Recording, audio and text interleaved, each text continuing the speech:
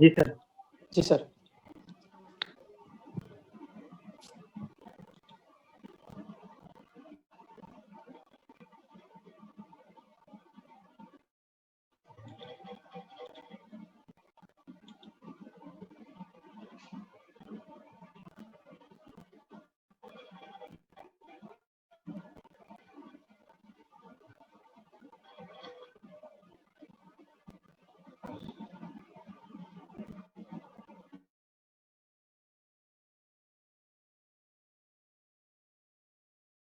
ক্লাসে আমরা এগুলো দেখেছিলাম, অর্থাৎ ট্রান্সফরমারের যে বেসিক প্রিন্সিপাল প্লাস ট্রান্সফরমারের কি কি মেইন পার্টস থাকে, আমরা এগুলো দেখেছিলাম। খেয়াল আছে তোমাদের? শুনতেছো? জি স্যার। লাস্ট ক্লাসে আমরা কি কি পড়েছিলাম বলো তো একটু?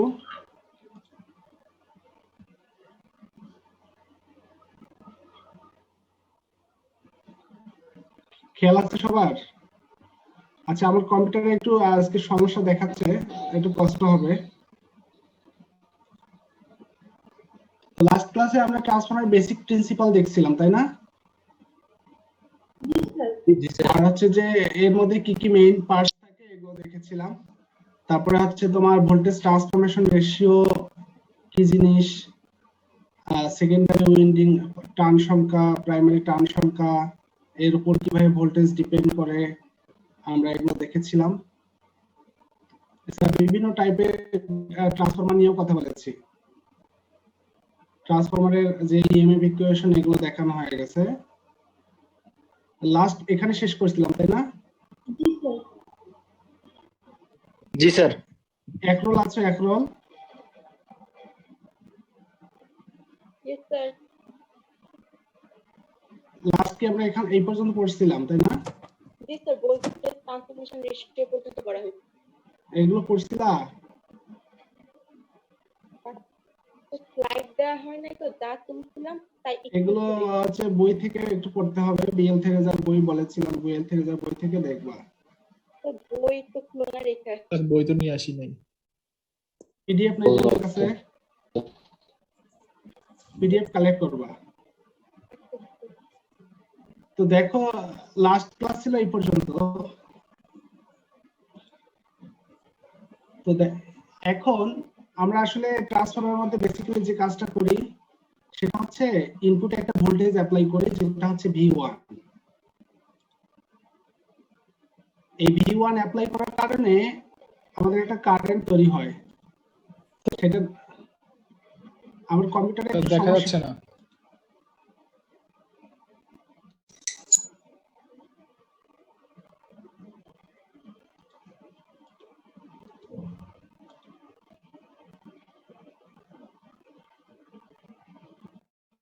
স্যার ঢেকে যাচ্ছে স্যার, দেখা যাচ্ছে না। হ্যাঁ, কম্পিউটারে একটু সমস্যা হচ্ছে, বুঝতে পারছো?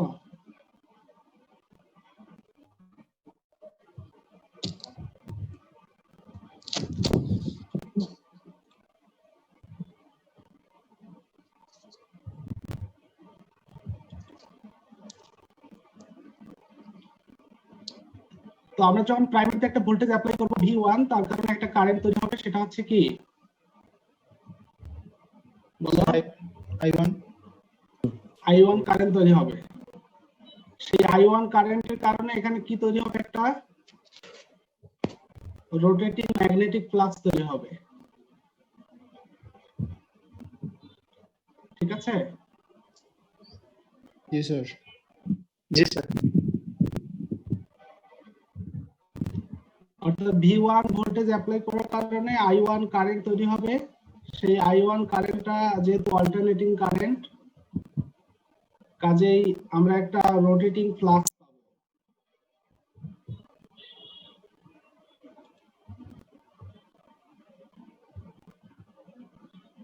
এখন রোটেটিং ফ্লাক্স যদি ঘুরতে থাকে এটার মধ্য দিয়ে, রোটেটিং ফ্লাক্স ঘুরলে কি হবে বলতো? এই টার্নগুলোকে কাট করবে না? জি স্যার। জি স্যার। প্রাইমারি এবং সেকেন্ডারি যে টার্নগুলো আছে, কয়েলগুলো আছে, সেই কয়েলগুলোকে কাট করা শুরু করে দেবে। এখন কোন চেঞ্জিং ফ্লাক্স বা রোটেটিং ফ্লাক্স যদি কয়েলকে কাট করে তাহলে ওই কয়েলে কি তৈরি হবে? স্যার ইএমএফ তৈরি হবে স্যার। ইএমএফ তৈরি হবে। ইএমএফ তৈরি হবে। এখন আমরা জানি প্রত্যেক টার্নে ভোল্টেজ সংখ্যা কি সেম না? জি স্যার। জি স্যার। অর্থাৎ প্রত্যেক টার্নে ভোল্টেজ সংখ্যা কিন্তু সেম। তাহলে যত বেশি টার্ন থাকবে ভোল্টেজের পরিমাণ তত কি হবে? বেশি হবে। যোগ হতে থাকবে, বেশি হবে। বুঝতে পারছো? জি স্যার। জি স্যার। তাহলে স্টেপ আপ অথবা স্টেপ ডাউন ডিপেন্ড করবে টার্ন সংখ্যা কত। টার্ন সংখ্যা যদি সেকেন্ডারিতে বেশি হয় তাহলে ইটু বেশি হবে, আর টার্ন সংখ্যা যদি সেকেন্ডারিতে কম হয় তাহলে ইটু কম হবে। ইটু বেশি হলে আমরা সেটাকে বলবো স্টেপ আপ, আর যদি একটু কম হয় তাহলে সেটাকে বলবো স্টেপ ডাউন। Step down. বুঝতে পারছো বিষয়টা? জি স্যার। এখন দেখো আমরা যে ভোল্টেজটা অ্যাপ্লাই করতেছি তার কারণে যে কারেন্ট তৈরি হচ্ছে, ভোল্টেজ অ্যাপ্লাই করার কারণে কারেন্ট একটু কষ্ট হচ্ছে তোমাদের। আমার সকালে হঠাৎ ল্যাপটপটা সমস্যা দেখাচ্ছে একটু। ভোল্টেজ অ্যাপ্লাই করার কারণে আমার একটা কারেন্ট তৈরি হয়েছে I1। তো সেই I1 এর কারণে কি তৈরি হবে? একটা ফ্লাক্স। বুঝা গেছে? জি স্যার। তাহলে ফ্লাক্স যেহেতু তৈরি হয়ে গেছে তাহলে এবার কি তৈরি হবে বলতো? ইএমএফ। ইএমএফ তৈরি হবে। জি স্যার। বুঝতে পারছো? তাহলে দেখো এখানে একটা আমি ডায়াগ্রাম দেখানো আছে, যেখানে দেখানো আছে এই যে একটা এরকম দাগ দেয়া আছে, নীল দাগ। এটা হচ্ছে V1। বুঝতে পারছো? একদম যেটা স্পষ্ট যেটা দেখা যাচ্ছে এটা হচ্ছে কি V1। V1। আর V1 এর কারণে যেটা তৈরি হয়েছে সেটা হচ্ছে এই যে I কারেন্ট। আই। বুঝা গেছে? জি স্যার। এখন I এর কারণে তোমার একটা ফ্লাক্স তৈরি হবে, সেটাকে দেখানো হয়েছে এই যে I এর নিচে দেখো আরেকটা দাগ আছে, অর্থাৎ I এর সাথে ইন ফেজে আছে ডটেড লাইন। ডটেড লাইন যেটা I এর সাথে ইন ফেজে আছে। বুঝা গেছে? তাহলে অ্যাপ্লাই করলাম V1, তার কারণে তৈরি হলো I। এই I এর কারণে তৈরি হচ্ছে কি ফ্লাক্স, ফ্লাক্স। Flux phi. এই ফাই হওয়ার কারণে এই ফাইটা কি ঘটতেছে? Rotating flux.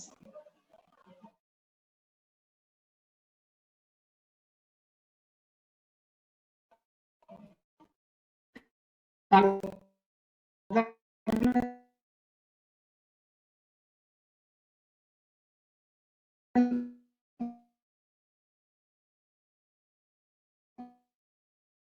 তৈরি হবে ই। ই। এখন ই একই পয়েন্ট থেকে শুরু হয় আবার একই পয়েন্টে শেষ হয়, তাদেরকে বলা হবে সেম ফেজ, অর্থাৎ যাদের পর্যায়কাল সেম। বুঝা গেছে? এটা U1, এটা U2, আর এটা হচ্ছে I। কত ডিগ্রি ফেজ ডিফারেন্স বলো তো? অর্থাৎ আইটা এখানে যে শেষ হয়েছে, কিন্তু এখানে U1 বা U2 কি ম্যাক্সিমাম না? U1 অথবা U2 এখানে ম্যাক্সিমাম, ঠিক সেই পয়েন্টে I কি 0। তাহলে ফেজ ডিফারেন্স কত? 90 ডিগ্রি। অর্থাৎ যে কারেন্টের কারণে ভোল্টেজটা তৈরি হচ্ছে সেই কারেন্ট এবং ওই ভোল্টেজের মধ্যে ফেজ ডিফারেন্স হচ্ছে 90 ডিগ্রি। থাকবে? আচ্ছা বলো তো এই 90 ডিগ্রি যে ফেজ ডিফারেন্স এটা কেন তৈরি হচ্ছে? তোমাদের অপর পার্টে কামরুল স্যার হয়তো পড়াইছেন যে ইন্ডাকটিভ, ক্যাপাসিটিভ, এগুলো পড়েননি? জি স্যার। তো দেখো যে ফেজ ডিফারেন্স আছে, অর্থাৎ ইন্ডাকটিভ লোড হলে ভোল্টেজ এবং কারেন্টের মধ্যে ফেজ ডিফারেন্স 90 ডিগ্রি হয়। পড়াইছিল? স্যার পড়াইছিল, আমি ভুলে গেছি। এল সি এগুলো পড়াইছে না স্যার? না, এগুলো পড়ায়নি স্যার। অতটুকু জানি না স্যার, অতটুকু জানি স্যার। সার্কিট প্রবলেম করে। আচ্ছা তাহলে দেখো ওই এসি পার্টে হচ্ছে যে তোমাদের এল কম্পোনেন্ট আমি মনে হয় একটু দেখাইছিলাম, সি কম্পোনেন্ট এবং আর কম্পোনেন্ট থাকে, অর্থাৎ রেজিস্টর, ক্যাপাসিটর, ইন্ডাক্টর। তো যদি ইন্ডাক্টর লাগানো থাকে তাহলে ভোল্টেজ এবং কারেন্টের মধ্যে পার্থক্য ডিফারেন্স কত হবে? 90 ডিগ্রি। ক্যাপাসিটরও থাকলে 90 ডিগ্রি হবে। কিন্তু যদি ইন্ডাক্টর থাকে তাহলে ভোল্টেজটা কারেন্টের চেয়ে লিডে থাকবে, আর ক্যাপাসিটর থাকলে কারেন্টটা ভোল্টেজের চেয়ে লিডে থাকবে। এখানে দেখো যেহেতু এটা ইন্ডাক্টর অর্থাৎ কয়েল রিলেটেড জিনিস, ম্যাগনেটিক জিনিস, ইন্ডাকটিভ, এজন্য দেখো ভোল্টেজটা কিন্তু কারেন্টের চেয়ে 90 ডিগ্রি এগিয়ে আছে। বুঝা গেছে? জি sir.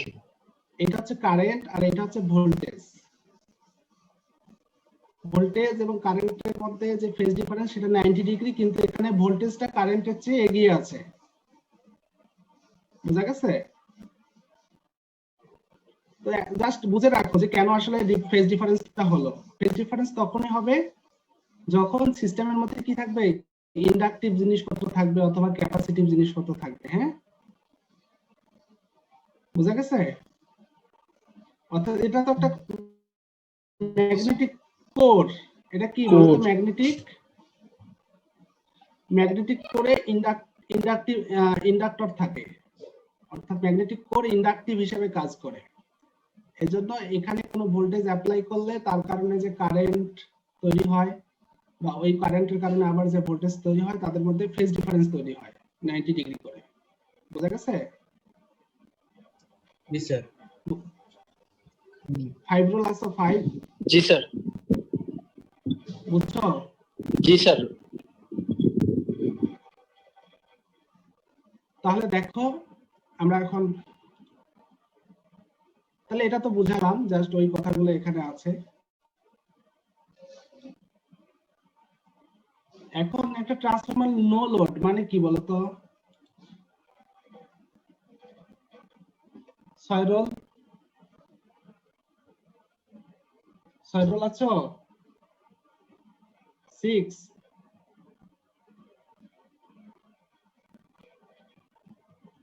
Roll 6 sir. Roll 6 sir আছো? Present sir. জি স্যার আছি স্যার। হ্যাঁ, দেখো যে transformer on no load. Sir present sir. হ্যাঁ, নো লোড মানে কি বলতো?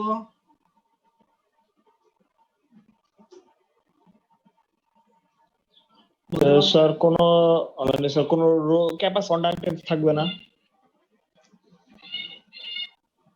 নো লোড মানে হচ্ছে ট্রান্সফরমারের যে কোন রোধ আউটপুট থাকবে না।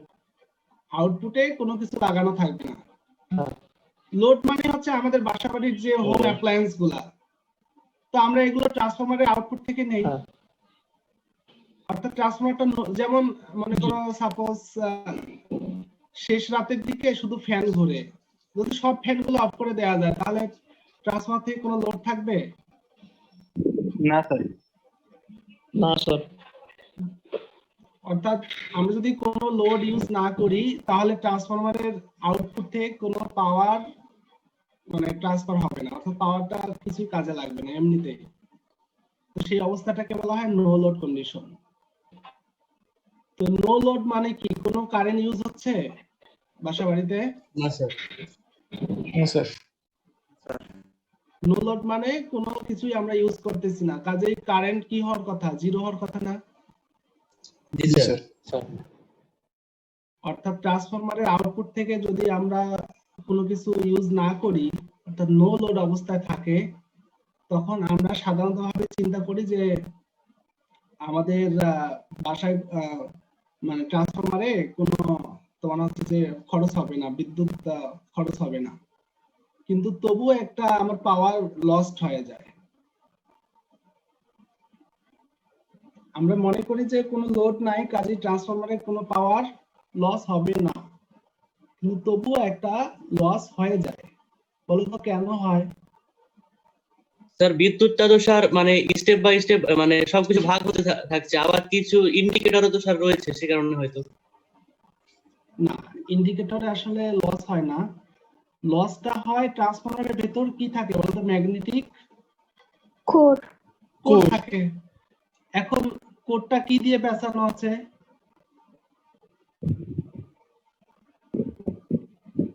কয়েল দিয়ে পেঁচানো, কয়েল দিয়ে পেঁচানো আছে। জি স্যার। ট্রান্সফরমারের যে কোর আছে সেটা কয়েল দিয়ে পেঁচানো থাকে। এখন আমরা জানি যে লোড অবস্থায় থাকুক বা না থাকুক, অর্থাৎ ট্রান্সফরমার আউটপুটে আমরা লোড কানেক্ট করি বা না করি, ইনপুটে কিন্তু সবসময় একটা ভোল্টেজ অ্যাপ্লাই করা থাকে V1, তাই না? Yes sir. তো V1 ভোল্টেজ অ্যাপ্লাই করা থাকলে এটা কি তৈরি হবে? একটা কারেন্ট তৈরি হবে না? জি স্যার। তো সেই কারেন্টটার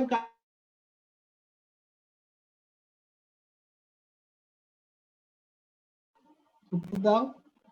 স্যার কারেন্টের কারণে ইএমএফ তৈরি হবে। ইএমএফ তো পরের কথা, ফ্লাক্স তৈরি হবে না? হ্যাঁ স্যার, ফ্লাক্স তৈরি হবে। তো ওই ফ্লাক্সটা যখন ওই ম্যাগনেটিক কোর দিয়ে ঘোরাফেরা করবে তখন কি হবে? ম্যাগনেটিক কোর, আমরা জানি ম্যাগনেটিক কোরেও কিছু লস হয়, এটাকে বলা হয় আয়রন লস বা কোর লস। কি লস হয়? Core loss. Core loss. Core loss অথবা আয়রন লস। তোমরা ওই যে হিস্টেরিসিস কার্ভ দেখছো ইন্টারমিডিয়েটে, যে খুব সুন্দর একটা জালের মতো? জি স্যার, দেখছি। হ্যাঁ, অনেক সুন্দর না? ওই যে বিএইচ কার্ভ বলে, বিএইচ কার্ভ দেখছো না? বিএইচ কার্ভ, জি স্যার দেখছি। অর্থাৎ ইন্টেন্সিটি এইচ বাড়ালে বি বাড়তে থাকে, আবার সুন্দর করে রাউন্ড করে আবার ঘুরে আসে, আবার আগের পজিশনে যায়। দেখছো? জি স্যার, অনেক কঠিন স্যার। বিএইচ কার্ভ দেখছো না? নাই বুঝতেছো না? স্যার, ডিসপ্লেতে একটা সমস্যা হচ্ছে স্যার, মানে বারবার কালো একটা ডিসপ্লেতে একটু সমস্যা আছে।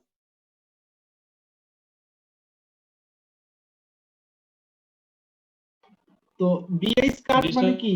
বিএইচ কার্ভ মানে এইচ বাড়াচ্ছ যার কারণে বি বাড়তেছে। বিএইচ কার্ভ দেখো নাই তোমরা? না স্যার, দেখি নাই।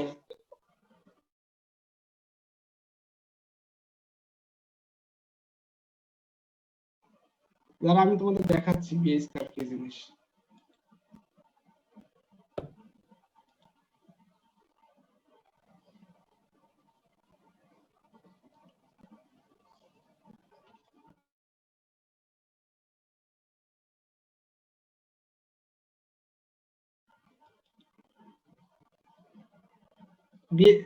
হোয়াইট বোর্ড দেখা যাচ্ছে? জি স্যার।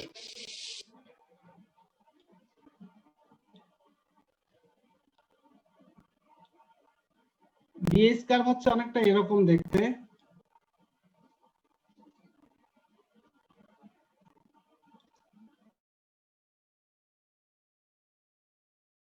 এইচ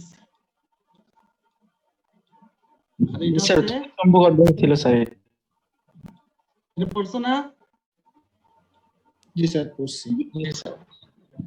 এরকম করে যায় আবার এরকম ঘুরে আসে, আবার এরকম হয়। এটার নাম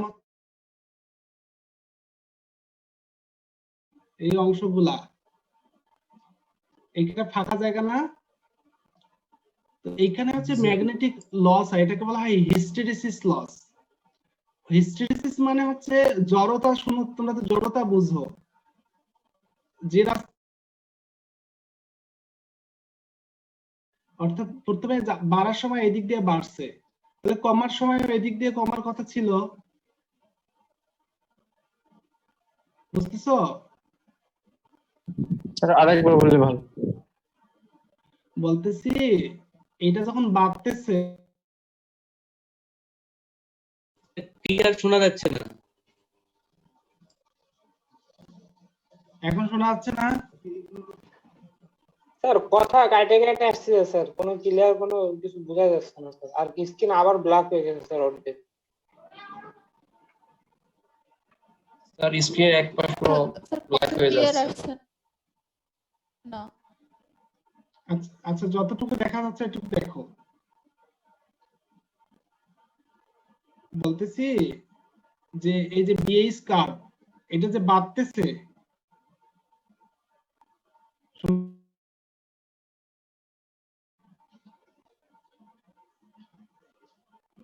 শোনা যাচ্ছে না স্যার আপনাকে। স্যার টোটালি কিন্তু শোনা যাচ্ছে না স্যার, কোনো এখন আওয়াজই শোনা আসছে যাচ্ছে না। না? হ্যাঁ, এখন আবার আসছে স্যার, এই যে হ্যাঁ। বলতেছি বিএস কার্ভে দেখো একটা বাড়তেছে, আবার এদিকে কি হচ্ছে, কমতেছে না? স্ক্রিন আবার খোলা গেছে, দেখা যাচ্ছে না। আচ্ছা স্ক্রিন কালো হোক, আমি যতটুকু দেখা যাচ্ছে সেটুকু দেখো। জি স্যার।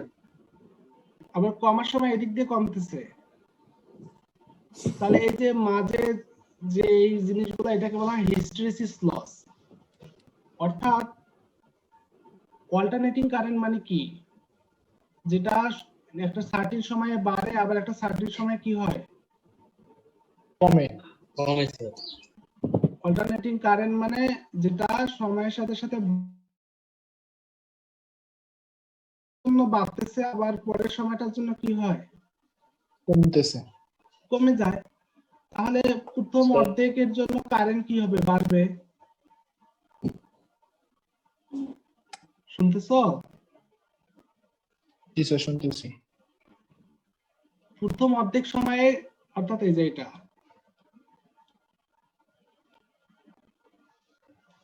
এইটুকু সময়ের জন্য কি হবে, কারেন্ট বেড়ে যাবে। আবার এইটুকু সময়ের জন্য কারেন্ট কি হবে, কমে যাবে। কমে যাবে। তাহলে কারেন্ট যদি বাড়ে তাহলে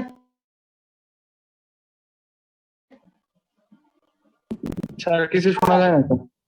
আর স্যার আপনার স্ক্রিনটা কথা ফ্রিজ হয়ে বললে যাচ্ছে। তিনটা শোনা যাচ্ছে, দুইটাই শোনা যাচ্ছে না। স্যার এখনো শোনা যায় না। এখন শোনা যায় না? শোনা যাচ্ছে না, আর দুইটা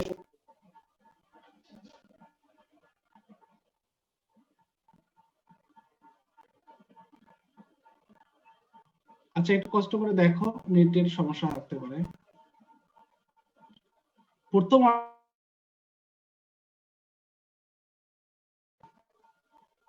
শোনা যায় না। শুনতেছো? এবার শোনা যায় স্যার।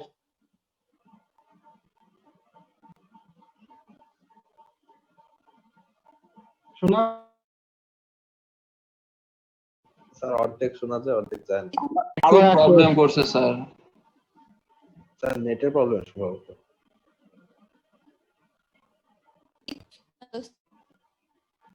এখন শোনা যায় না?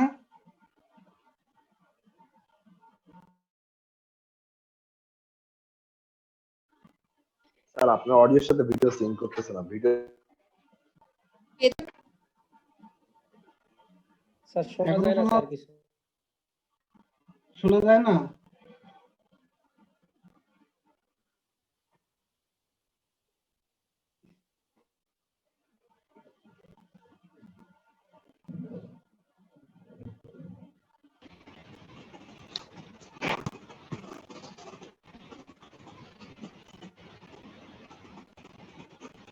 এখন শুনতেছো? জি স্যার, জি স্যার শোনা যায়। হ্যাঁ, বলতেছি, আচ্ছা তোমার সাউন্ড হচ্ছে, একটু বন্ধ করো।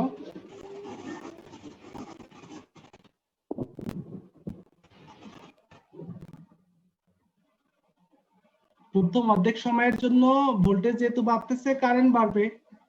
আর কারেন্ট যদি বাড়ে, ফ্লাক্সও বেড়ে যাবে। পরের অর্ধেক সময়ের জন্য ভোল্টেজ কমে যাচ্ছে, তার মানে কারেন্ট কমতেছে। কারেন্ট কমবে, তার মানে ফ্লাক্সও কমে যাবে। জি স্যার। তাহলে ফ্লাক্স অর্ধেক সময়ের জন্য বাড়তেছে, আবার অর্ধেক সময়ের জন্য কমে যাচ্ছে। জি স্যার। তাহলে এটাকে বলা হয় অল্টারনেশন অফ ফ্লাক্স ইনক্রিজিং, মানে ফ্লাক্সটা অল্টারনেশন হচ্ছে, বাড়তেছে কমতেছে, বাড়তেছে কমতেছে। তো 50 হার্টজ মানে প্রতি সেকেন্ড। এরকম সিস্টেম যদি তুমি কোনো ম্যাগনেটিক কোরের মধ্যে স্যার অ্যাপ্লাই আবার করো, ওইরকম হচ্ছে স্যার, কথা শোনা যাচ্ছে না।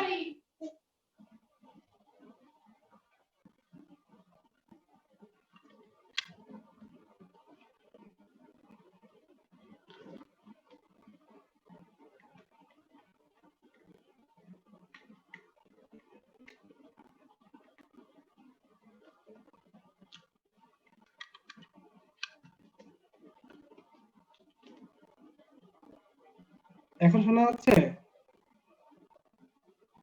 জি স্যার। জি স্যার শোনা যায়। জি স্যার। বলতেছি যে 50 বার যদি এরকম বাড়ে কমে, তাহলে এই রকম ফ্লাক্স যদি ম্যাগনেটিক কোরের মধ্যে অ্যাপ্লাই করো, তাহলে ম্যাগনেটিক কোর কি হবে? ম্যাগনেটিক কোরের যে ফ্লাক্স, এটা বি, এটাও কি হবে? এই যদি 50 বার বাড়ে কমে, স্যার ওঠানামা করবে। তাহলে বিটাও কি হবে? এরকম যাবে কমবে, যাবে কমবে, যাবে কমবে,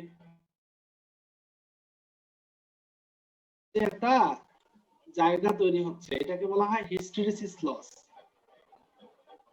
অর্থাৎ তোমার লোড থাকুক বা না থাকুক, তোমাকে তো সবসময় ফ্লাক্স তৈরি করতে হচ্ছে, তাই না? সবসময় কি তৈরি করতে হচ্ছে বলো তো? ফ্লাক্স তৈরি করতে হচ্ছে। ফ্লাক্স তৈরি করতে হচ্ছে। তাহলে এই ফ্লাক্স যেহেতু সবসময় তৈরি করতে হচ্ছে, এই ফ্লাক্সের কারণে ওই কোরের মধ্যে একটা হিস্টেরিসিস লস তৈরি হবে। বুঝতেছো? জি স্যার।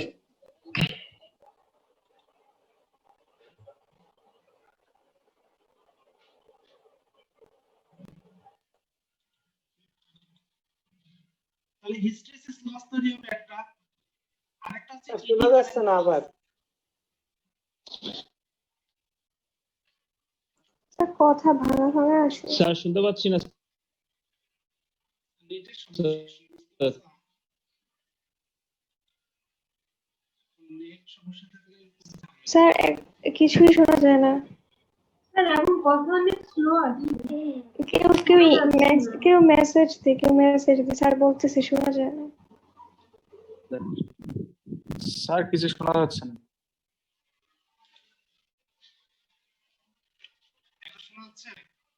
স্যার আওয়াজ একদম স্লো। না স্যার শোনা যায় না স্যার।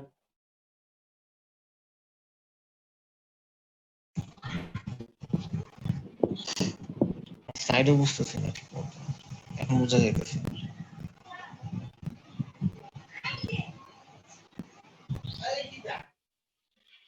শুনতেছো? স্যার আওয়াজ খুবই একদম আস্তে sound। আস্তে শোনা যায়। স্যার অনেক দূর থেকে শোনা যায়। আচ্ছা, একটু লক্ষ্য করো। তাহলে দুই ধরনের লস হয়, একটা হচ্ছে হিস্টেরিসিস লস আর একটা হচ্ছে eddy current loss. Eddy current loss মানে হচ্ছে কোরের গায়ের উপর দিয়ে কিছু কারেন্ট পাস হয়। অনেক দূর থেকে সাউন্ড স্যার শোনা যাচ্ছে না স্যার।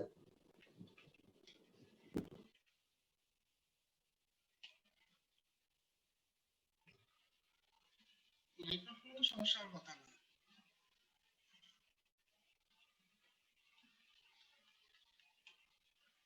শুনতেছো?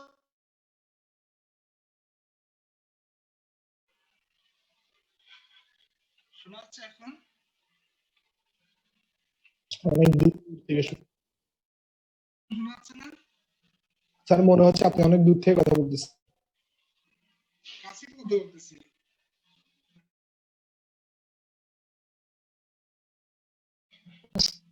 আমারটা কি শোনা যাচ্ছে না? না স্যার। শোনা যাচ্ছে না স্যার? স্যার না শোনার মতো শোনা যাচ্ছে কিন্তু না শোনার মতো, মানে এত দূর থেকে মনে হচ্ছে যে স্যার মানে আপনি অনেক দূর থেকে কথা বলতেছেন। তারপর বুঝতেছি না কিছু। এখন শোনা যায়? সাউন্ডের প্রবলেম করতেছে অনেক। ইন্টারনেট কানেকশনের সমস্যা, বুঝছো?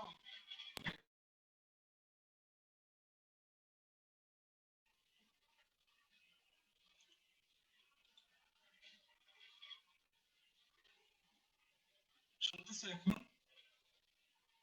স্যার দূর থেকে মানে আসে। একই রকম স্যার, ওই ফিস ফিস করে কোন রকম আসতেছে স্যার। আচ্ছা, একটু কষ্ট করে শোনো।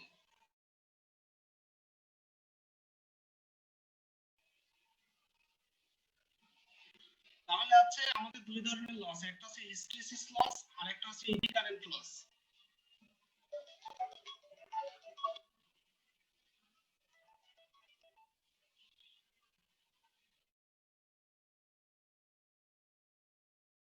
দিয়ে দিব, হ্যাঁ একটু কষ্ট করে দেখো। হ্যাঁ হ্যাঁ, নেটওয়ার্কের সমস্যা।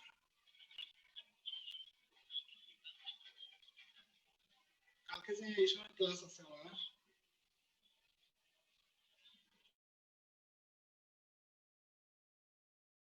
হ্যাঁ রেকর্ডিং দিয়ে নেব, ঠিক আছে?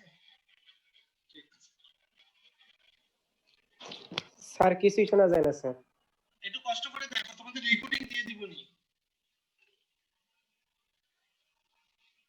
তো আমাদের দুইটা স্যার শুনতে পাচ্ছি না স্যার। শোনা যায় না স্যার।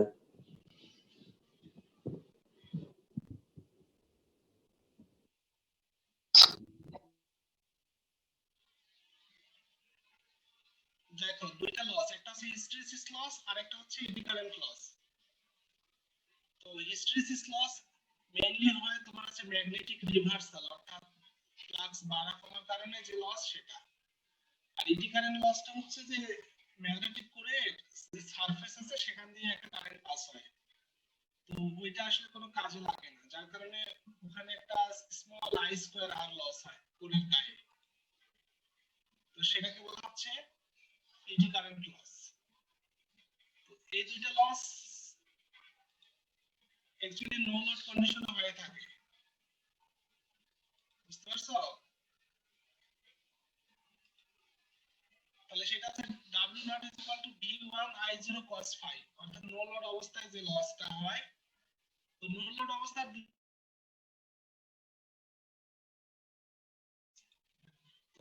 এডি কারেন্ট লসটাকে আমরা সাধারণত এটা দ্বারা দেখাই যে I W I0 cos phi, অর্থাৎ এডি কারেন্ট যেটা হচ্ছে I স্কয়ার R, অর্থাৎ I স্কয়ার R সাধারণত তোমার হচ্ছে ভূমি বরাবর যে লসটা হয় তার দুইটা পার্ট, একটা হচ্ছে এডি কারেন্ট আর একটা হচ্ছে হিস্টেরিসিস। তো দেখো এটা হচ্ছে এডি কারেন্ট লস আর একটা হচ্ছে হিস্টেরিসিস লস, বুঝছো?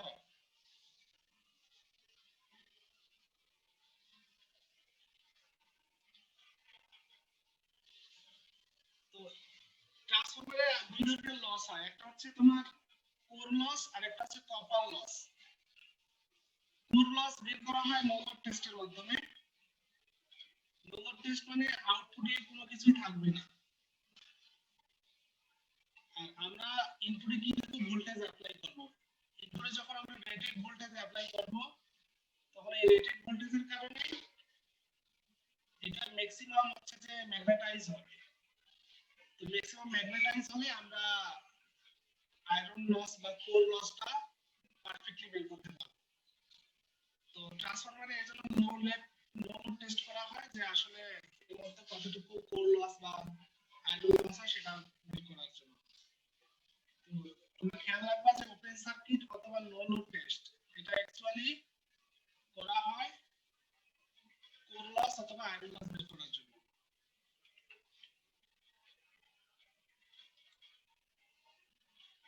আর শর্ট সার্কিট অর্থাৎ আউটপুট যে সার্কিটটা আছে এটাকে শর্ট করে দেওয়া হয়। শর্ট করে দেওয়া মানে সেখান দিয়ে ম্যাক্সিমাম কারেন্ট পাস হবে।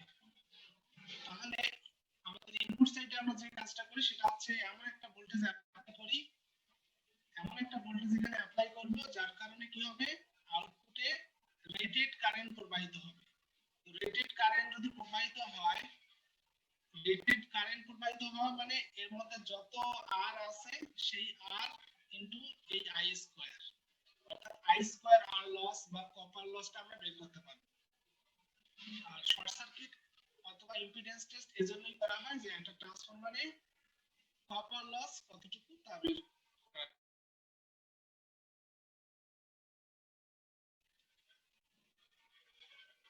তাহলে রেগুলেশন অফ ট্রান্সফরমার মানে হচ্ছে আমরা যখন একটা ট্রান্সফরমারে কোনো লোড না লাগাই তখন সেটা হচ্ছে নো লোড ভোল্টেজ, আর যখন একটা লোড কানেক্ট করি তখন সেটা হচ্ছে লোড ভোল্টেজ।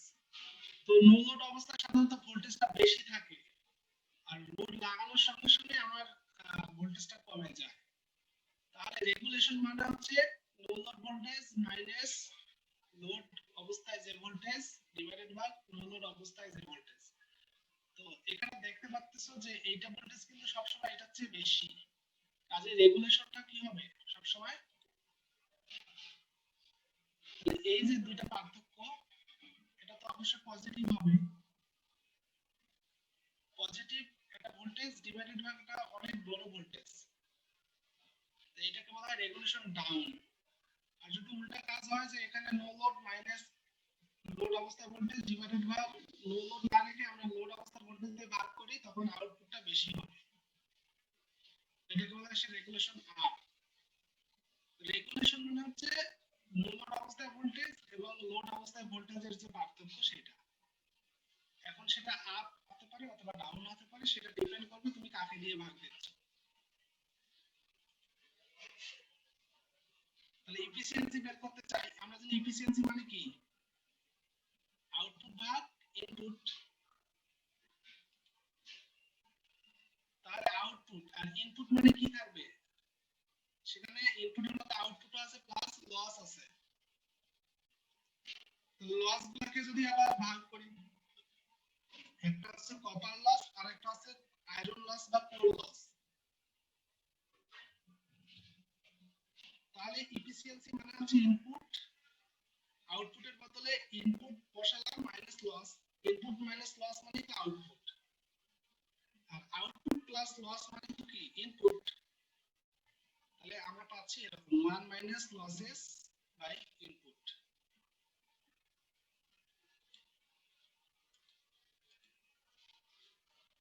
তাহলে দেখো কপার লস মানে হচ্ছে I স্কয়ার R, যদি প্রাইমারি সার্কিটে হয় তাহলে I1 স্কয়ার R01, আর যদি সেকেন্ডারি সার্কিটে হয় তাহলে I2 স্কয়ার R2। এটা হচ্ছে কপার লস। আর আয়রন লসটা হচ্ছে hysteresis loss plus eddy current loss. আগে যেটা দেখালাম যে কোর লস মানে হচ্ছে hysteresis loss plus eddy current loss, যেটাকে বলতেছি WI।